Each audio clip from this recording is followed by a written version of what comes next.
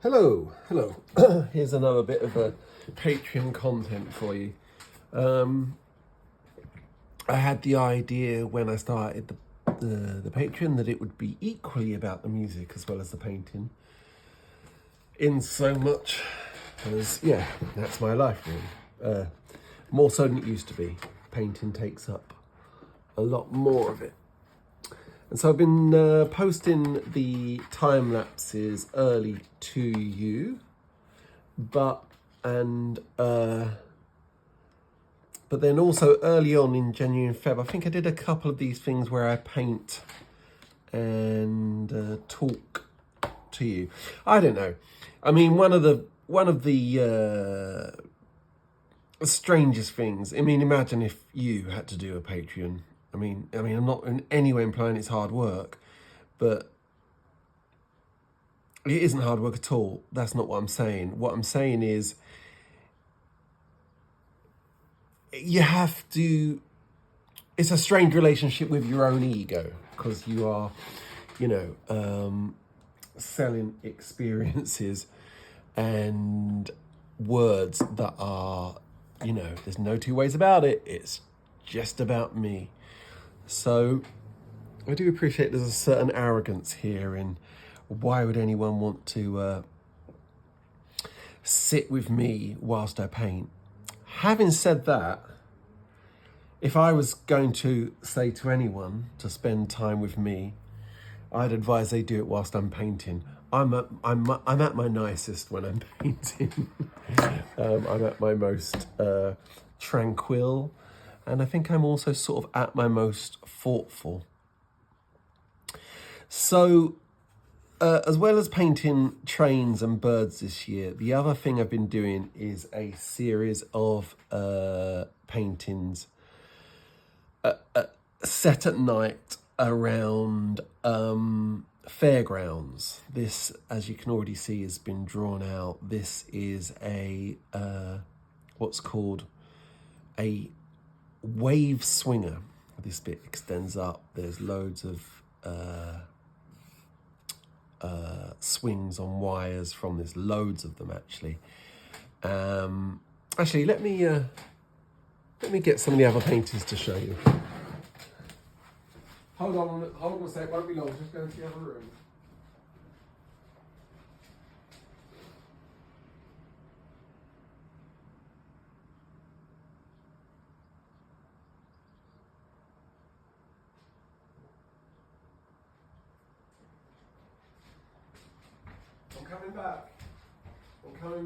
I'm coming back. Okay, so these are some of the previous ones. There's a Helter Skelter. There's like a burger van. There's a ticket, Fairgrounds ticket. There's some dodgems. There's a roundabout. There's about 8 or 9 more as well. And that, what you just saw then, really was exclusive. I've been painting them since Christmas and nobody's seen them. Nobody's seen them at all. The reason why they haven't been seen partly is to try and make it have a sense of event, but also the gallery that I'm working with wants to have exclusivity to them. So the idea is that this section of work is, I don't know, a bit more proper, a bit more, I don't know, higher end. They certainly take a lot longer. I'm going to start mixing some colours while I talk to you. It's no point in just yapping and not doing any painting. Has anyone seen my yellow? There it is.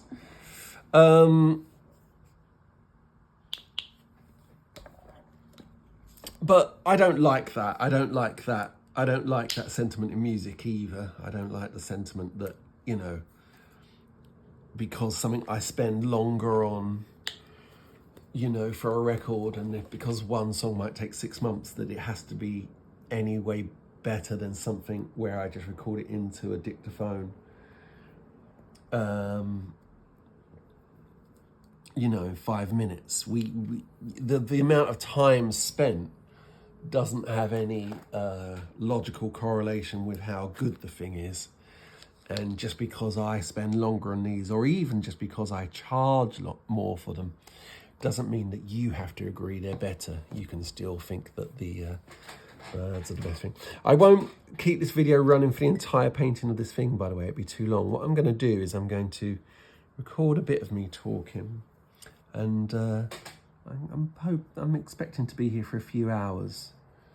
So what I'm going to do is just stop and start the video at different points. And God knows whether this will be entertaining or anything to you. Feed back to me as always. Let me know. I tend to talk to my friend Andy when I'm painting. I used to talk to my late friend Craig when I was painting via, the phone, and I sometimes do video drawing with my friend Darren. And in all of them, as you can probably hear already, my my speaking immediately becomes slower, and I start to go into a slightly catatonic state, and I really have not planned in any meaningful way what my conversation is going to be here.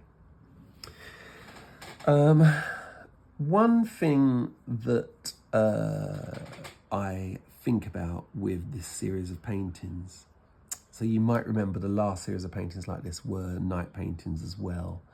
So they were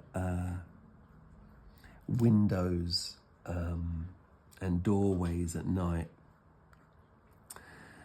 And because they're slightly bigger, and because, I don't know, I don't know why, the structure or the, trying to render the solidity of this ride here, I am drawing them out first. So you can see I've drawn, let me take you back even further in the process. The first part of the process is I go to the fairground and take loads of photographs. The second part of the process is we're painting on board here, as opposed to paper where I do most of my other paintings. So we're painting on hardboard. So then I prime the board with black gesso. It takes exactly 3 coats to get to here. And then the bit that you didn't see me do, which I actually did about a week or so ago, was draw out the structure in white gel pen. This gel pen doesn't have much permanence. It would, if I licked my finger, I could rub it off. And my hope is that you will see none of this white when we're finished, and I will go over any bits that remain with the black again. But in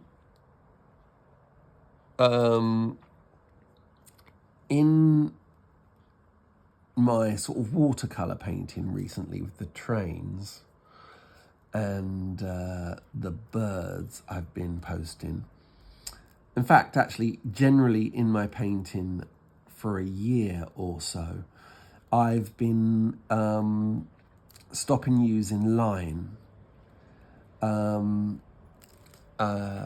So up until recently, what my art was essentially line drawings coloured in. So I'd draw this, if I was drawing this on paper, I'd draw it in black pen.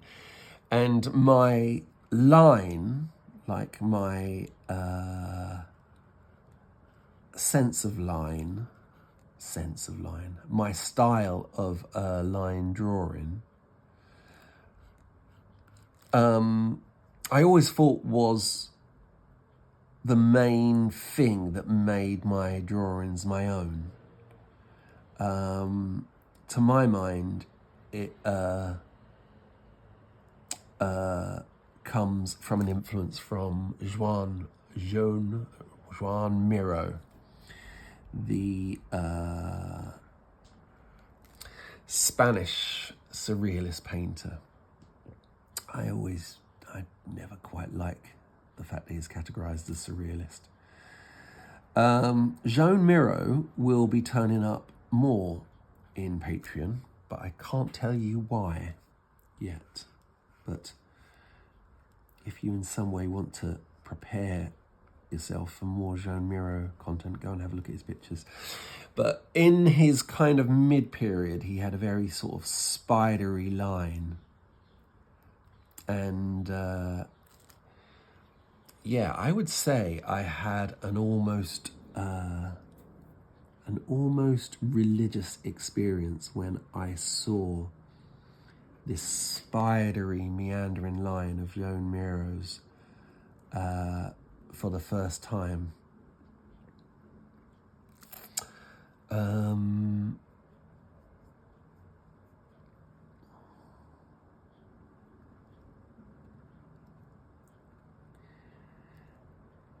And then just recently, I have started to reject the line in my paintings and started to try and paint the way light falls. Let me show you some examples. Here's a watercolor of a bird, and you can see there's no line there. It's just about me painting the light, that the light falls on him here against the darkness, and that's how we get the edge. And I love it. I think that the last 2 years has seen the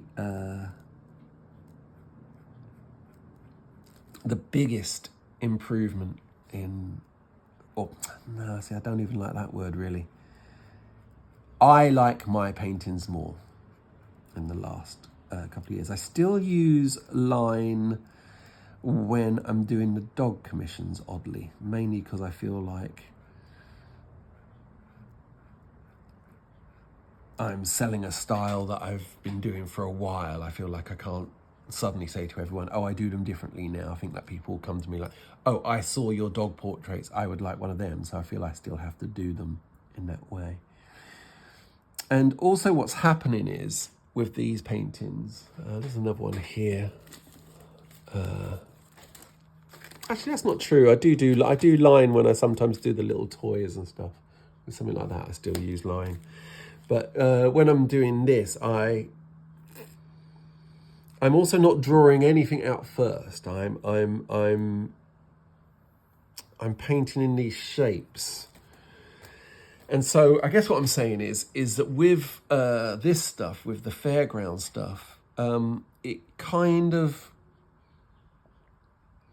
I have a sort of slight dilemma in drawing them out first, which you can see I've done here. And I feel like the light and the way they work requires a certain correctness. And yeah, like I say, I have a bit of a sort of mixed feeling about that, because I kind of like the idea that I'm in general getting splodgier and more expressionistic, and I want these to also be that way. Yet I find in this one the challenge of getting that semicircle and the perspective right too hard to do freehand without drawing, giving me some sort of guidelines first. I still don't think it's in any way correct, by the way. I'm looking at this and I can see that there's something about that turn there which isn't quite right. these are too high on this side. There is something slightly skew with about the perspective here. Because we're dealing with acrylic and we can go over everything, that may or may not correct itself as we go.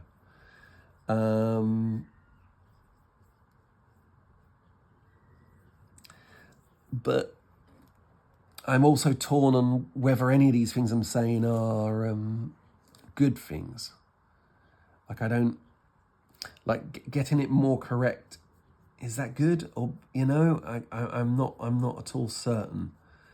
And maybe with this one, I should have just gone straight away paint to board, and it would have just found a way. There's something about like the soft edges of these kind of paintings, which means everything's kind of in flux and approximate. And with line, you're sort of saying, here is where the edge of this semicircle ends. Here is definitely where it is. I'm hoping that as I lose those bits in this, we get a sort of vagueness about the structure of this device, and because what we're ultimately trying to do is paint light, as with these ones. Wait, let me find one of the better examples here. Like in this one, where we're finding the dodgems through the lights, not through, you know, literally painting drawing the structure of them. So in this one also there was a vagueness to those dodgems, but it slowly gets there. I mean, I'm saying this, I have no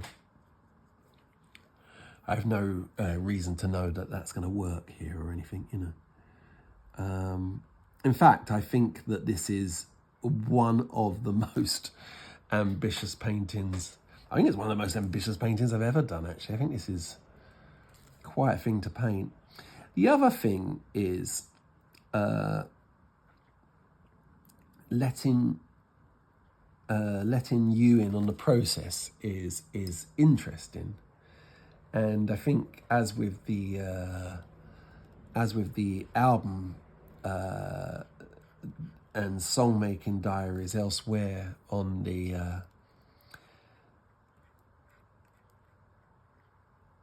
Patreon page, I hope that these things are also an opportunity for learning for me, that there's something that makes it reflective about my process.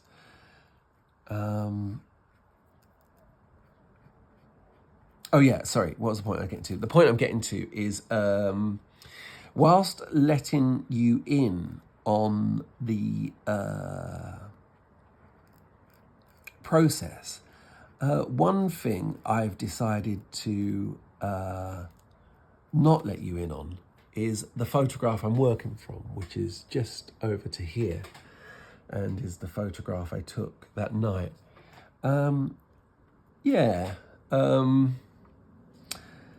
I see artists doing this on Instagram. I see artists with the camera set up, with the landscape or the thing they're painting in front of them, and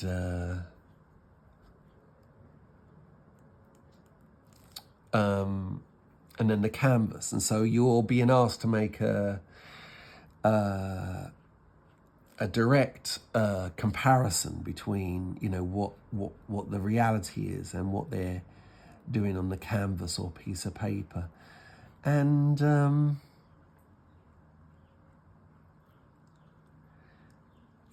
I just don't want to let you into that, really. I don't think my my style of painting holds up to that scrutiny. I think it would immediately invite unfavorable comparison.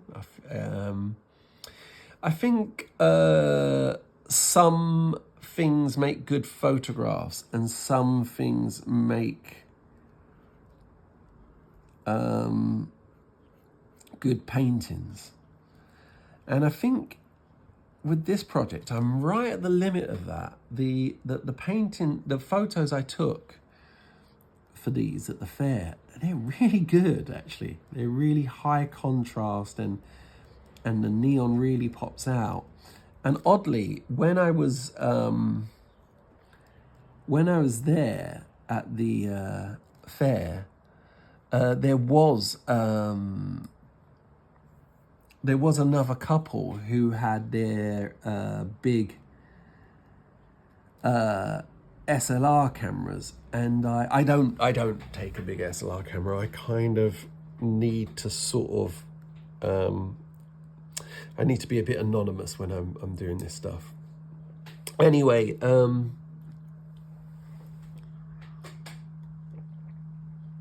so I'm not remotely the only person who thought that these big displays of neon lights and fairgrounds whizzing round were photogenic.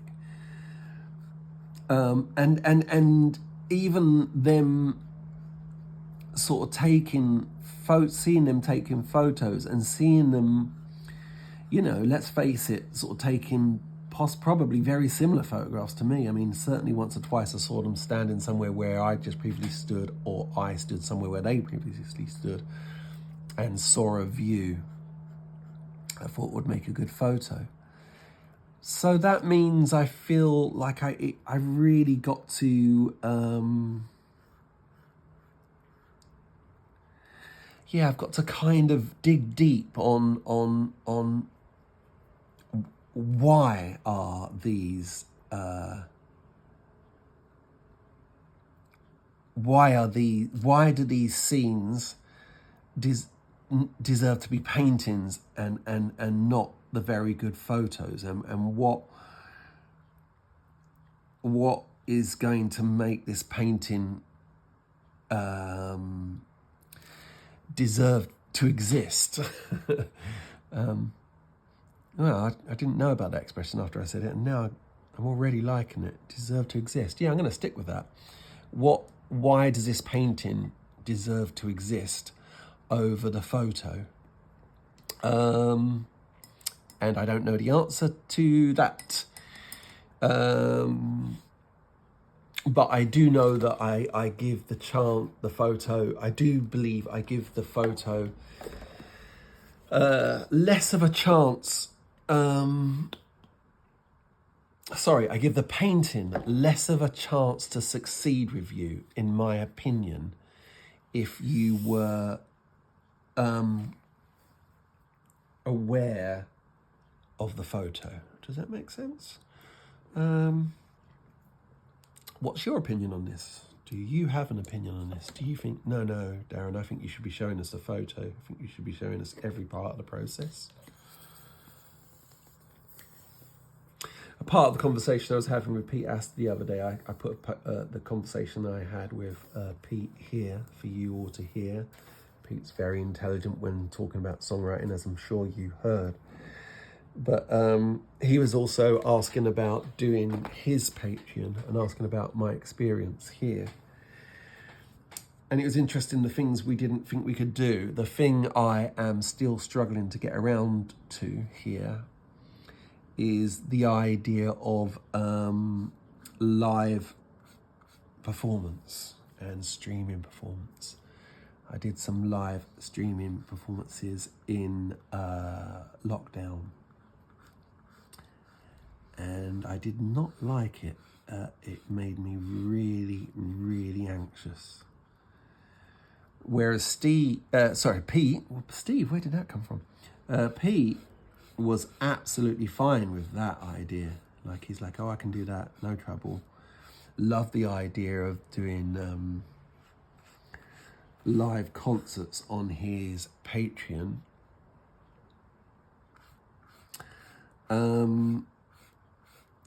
But sort of found the idea of revealing process like showing a song as it was being written and showing its song and its sort of... I never know the difference between the word embryonic and embroic. Embryonic stages, like I've been doing here, showing the songwriter. He was just horrified by this idea. Like, oh no, I can't be doing with showing people an unfinished song. So there you go. So I suppose there's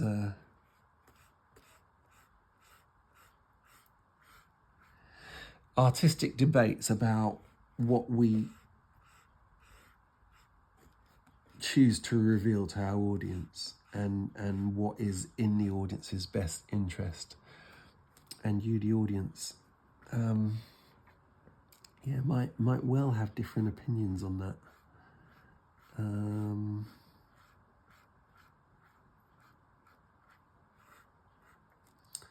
Okay, I'm gonna stop the video now, because, like I say, this is going to take a while, and I think I want it to jump ahead a few times. So how long have I... Oh my God, it's already 26 minutes. Jesus Christ. Okay, I'm going to stop this and start it again. Hello. Here we are back. Yeah, so I've done a few bits, blocked in some blues and this band.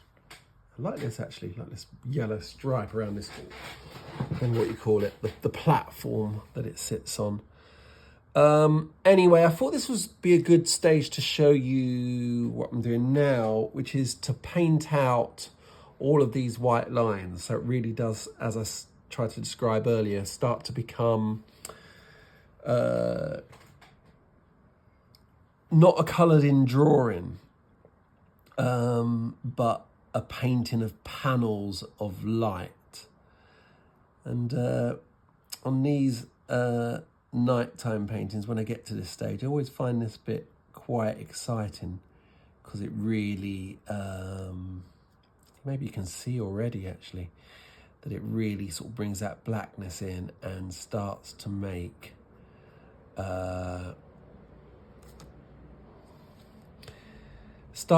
it about lights, that the light from all the neon lights on it reflecting on these surfaces is what's making us believe something there, and it's not more like a comic drawing. I use the word comic because I think that's why I love line, you know, black and white line, because comics. Okay, I've just started. I'll speed this up. I'll cut to me finishing this off. Okay, a little cut ahead to see me doing this black. It's, I don't know if you can tell, it's really satisfying. And I think already the colours are having a life of their own more. I like, as I say, I like the vagueness it starts to create about where things end. There's a white line here that's bothering me, and it shouldn't be there, but I can't paint it black because it's, I don't know. But there are some lights on, I don't know. There's some lights, there's certain vague problems caused by the white lines and their disappearance, and it causes you to question the sort of physiology of what's happening. It's all fun stuff, but I think hopefully you might agree that the painting is looking more at night now. Just got some things here to do, and it's more about panels of light that are making up this structure. And I think I'm not too worried about like the correctness of the perspective here. I don't think it is entirely right in this circle, but I think the lights, it's going to sort of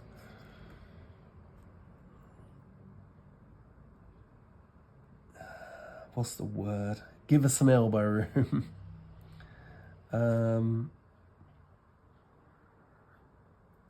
I mean, you've probably seen on some of my drawings that sometimes, you know, the correctness of structures and stuff doesn't matter at all.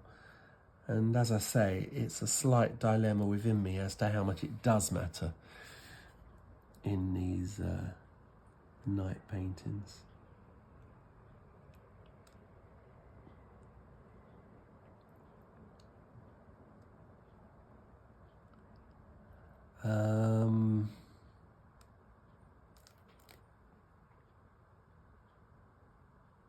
Yeah. Okay, what's next, you might ask?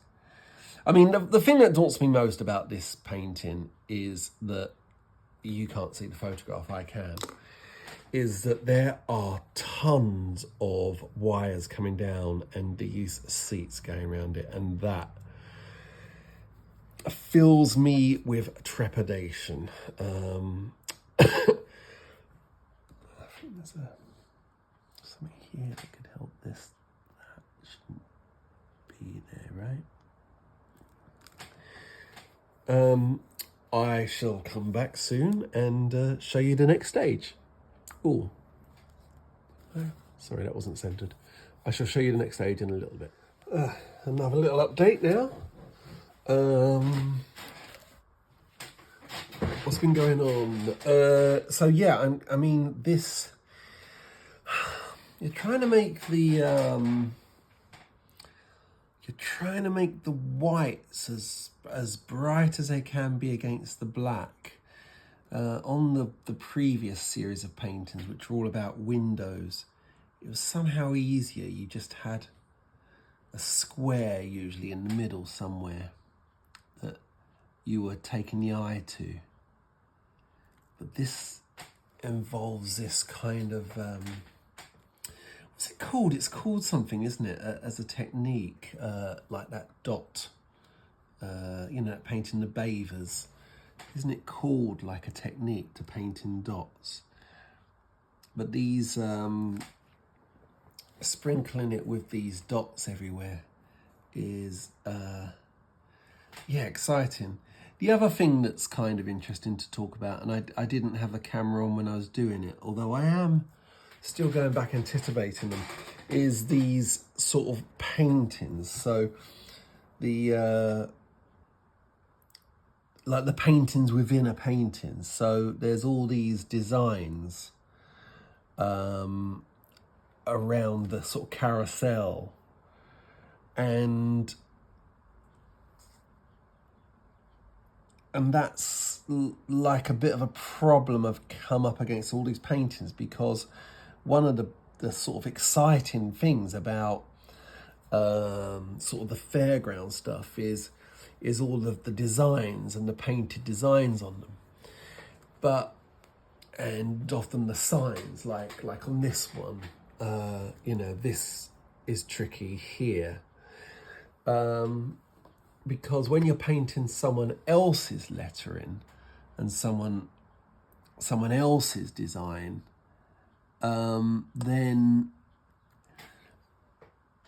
I don't know, it's like you're sort of copying someone else's art inside your own painting.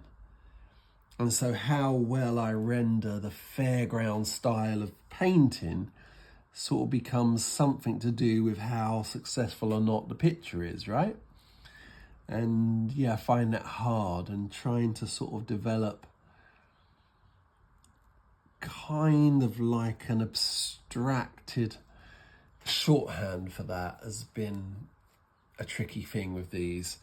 And in fact, actually sometimes is even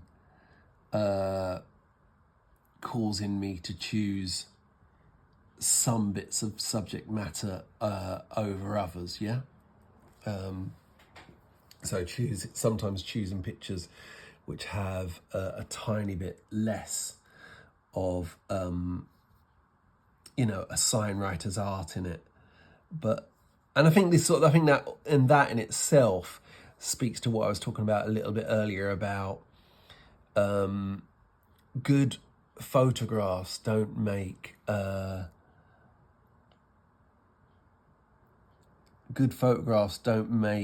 necessarily make good paintings, and vice versa. Sometimes a crappy, quite faulty, in some ways, photograph can make for an interesting painting. In some ways, by fixing the photograph, you're coming up with a good painting. And so, yeah, like I say, that's kind of been a constant, I wouldn't say problem, but a sort of dilemma with this series of paintings. Would they be better? Would they be better as photographs, I suppose, is the shorter version of this debate. What else can I tell you whilst I got on there, whilst I'm doing this?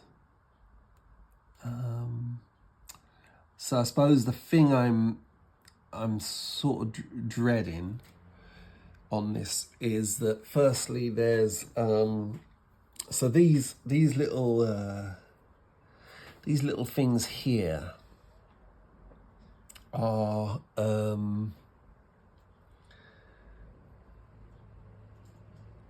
sorry, I'm just mixing up some more of that colour, are sort of brackets that are holding the chairs, the swings on. And one kind of cool thing about painting, especially when you're painting something which,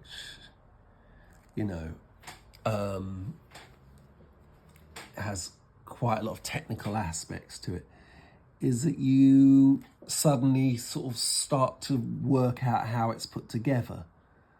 And you go, oh, okay, so there's one of these brackets for every sort of triangle division. So in some ways, the sort of triangle divisions with these painted bits is slightly dictated by presumably support beams that come out from here and hold on the chains with the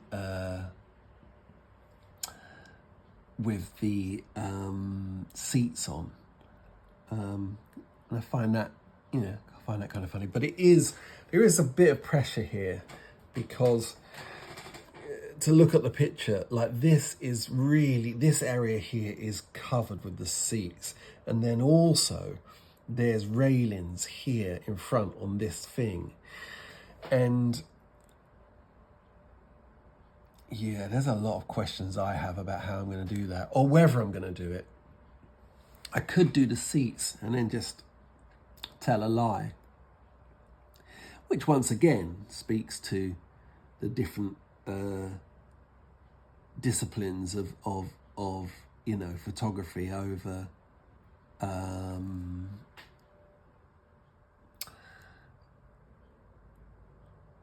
painting, and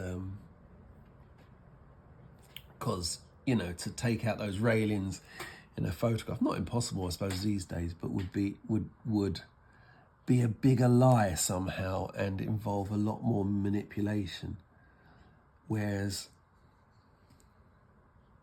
here it would just be the absence of work. My instinct is I'm not going to. On previous paintings, I can't see one here, but there's been some other paintings and the railings have done quite a lot to give you the to tell you something about the fairgroundiness of what's going on, if that makes sense. So yeah, my instinct is to put that in. What I'm doing here there are just some folds. This is kind of a material here, and I'm probably making it a lot duller and less detailed than it is on the photo, because I consider this to be quite dead space, to be just part of the composition, not conversation, that leads you there. So I don't want the eye to be here at all. I think all the eye is going to be in the middle, yeah? But nonetheless, just there's some folds here. I never clean my brush properly is the biggest fault I have in my painting technique. Never take care of my brushes enough, but also never sort of wash them between colours, and so you end up with sort of artifacts of the previous colour, and certain colours, yellow being one of them, you really ideally need a clean brush. So really what I should do is I should have different brushes in there for different colours. I do sometimes attempt that, and then halfway through I forget.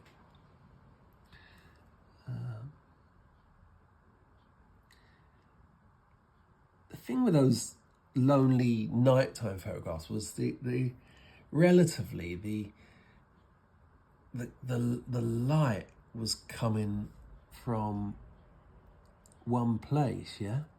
And here, God, the light is everywhere, isn't it?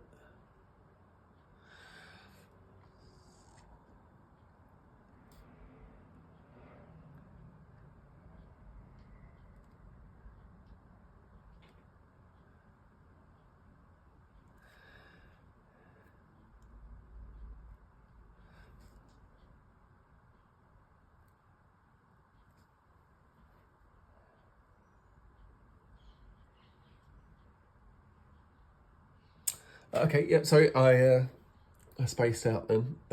Let me come back at you a bit when there's some more progress. I'll try and get these seats in, and then I'll show you whether that was a success or not. Okay, here we go, guys. Getting pretty near the end.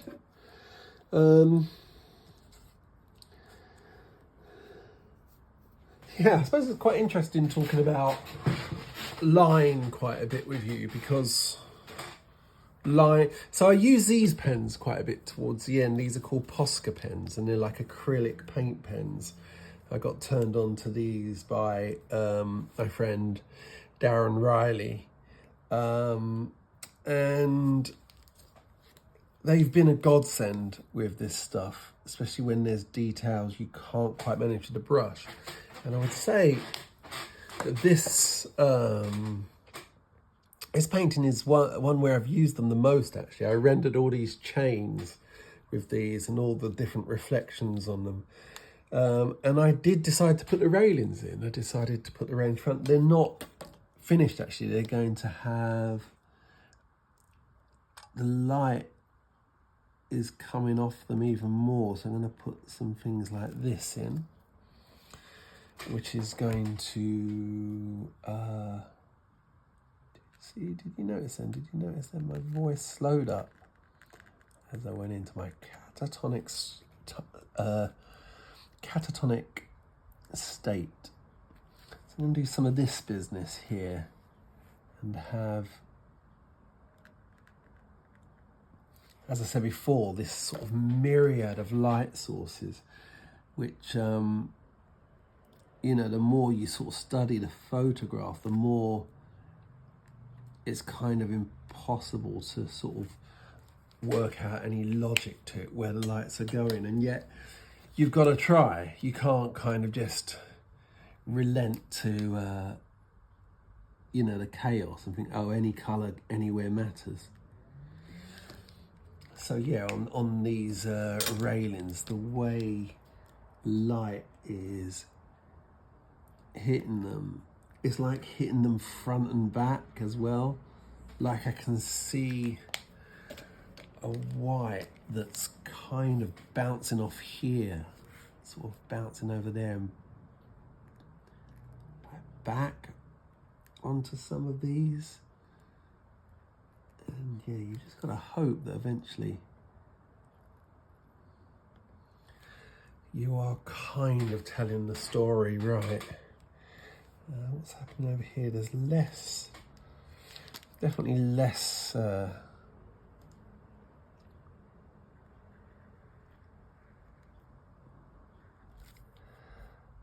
less reflection on this one. There's some red over here.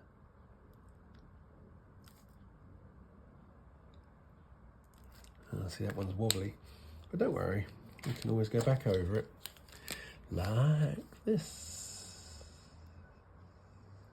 In fact, that makes a thinner line, which is perhaps more useful. Maybe I'll do that again here. Oops. So as to make the white there thinner.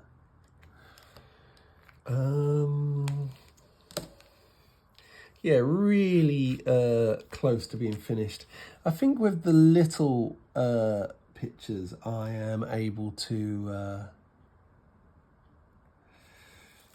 say in a much more definite way when they're done. The sign off is easy with them. Perhaps because I'm so I don't know why. With these, I have to put them up somewhere on a little shelf, maybe in the bedroom or the music room, and spend a few days looking at them. And I think on one of these recently, I even went back to it as long as a few weeks later and could start to see where the picture was failing. It's sort of a very unusual way of working for me in painting. It's normally largely done, you know, in one burst. We are getting very close to being finished here. I mean, at least finished today, you know? I feel like there should be some red in the middle there somewhere. There is kind of a crisscross pattern, like on this bit. I feel like some bits of red in that pattern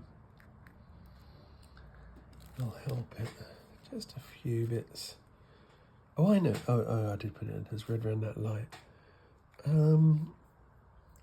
Right, now there is also some railings around the other side, if you see what I mean. That have to at least be sort of represented in some way.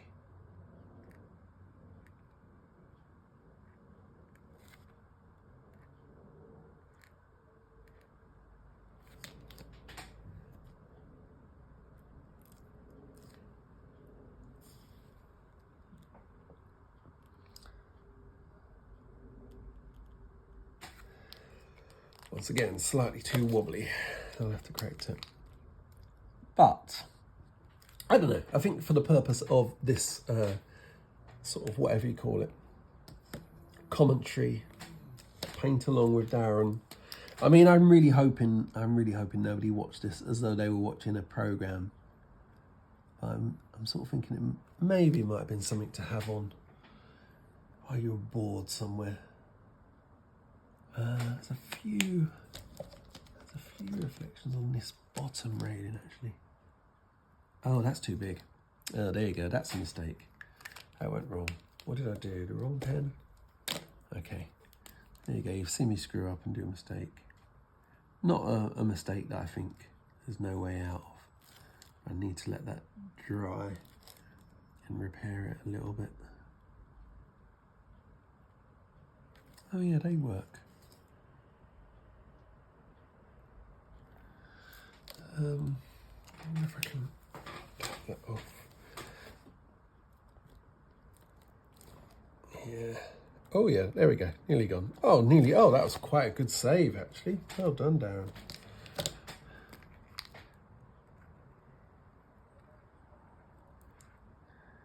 There you go. And then there's just a little bit of randomness there, which I suppose is sort of the nature of what I'm painting. There's so much randomness going on that maybe that's the sort of takeaway from this painting. It's like you've still got to be trying as much as possible to paint what's there, but also you're simultaneously aware that that's, you know, borderline impossible. It's an interesting kind of double bluff with that stuff. Anyway, there you go. I hope that was of some value to somebody there. I mean, certainly, you know, it's an exclusive. This work is not getting seen anywhere else for a long time. Thanks for hanging out with me.